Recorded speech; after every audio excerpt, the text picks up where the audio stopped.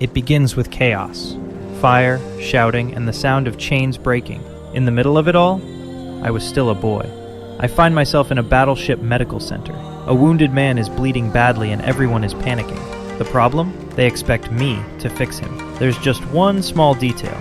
I've never actually been trained for this. Still, the man is dying, and there's no one else to help. So I pick up the needle, take a deep breath, and start stitching him up the only way I know how. Carefully, and with a little bit of luck.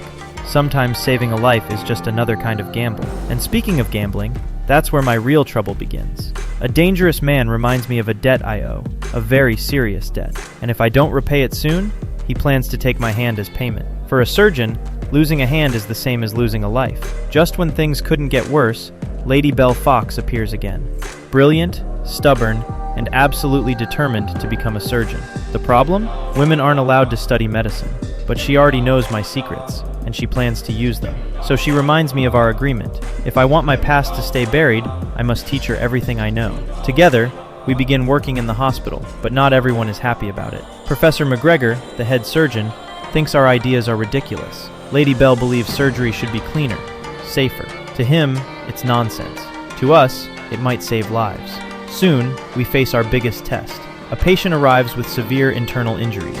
No surgeon in the colony wants to attempt the operation. Opening someone's abdomen like that has never been done before. Most believe the man will die, but Lady Belle refuses to give up, so we take the risk. The operation is tense, slow, and unbelievably dangerous. But against all expectations, the man survives. For the first time, it feels like we're changing medicine. Unfortunately, outside the hospital walls, the rest of my life is falling apart. My debt still hangs over me like a blade, and the only man who seems eager to help is my old mentor, Fagin. Fagin is always working a scheme. This time he tries to turn stolen jewels into money through shady deals with the local church, but that's not enough.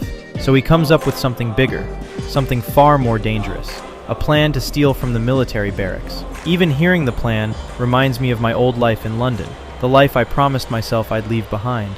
But when your hand and your future are on the line, promises start to feel very fragile. In the end, everything comes down to one last gamble, a high-stakes card game. If I win, my debt is paid. If I lose my hand. The table is tense, the room is silent, and for the first time in years, I feel that old instinct returning, the one that made me the best thief in London, bluffing, reading people, taking risks. Together, Fagin and I play the game carefully, pushing our luck with every card. Somehow, we manage to win, for now at least. But as the night ends, I realize something unsettling. No matter how hard I try to become a surgeon, the Dodger inside me never really disappears. And somewhere in the shadows, Fagin is already planning the next scheme.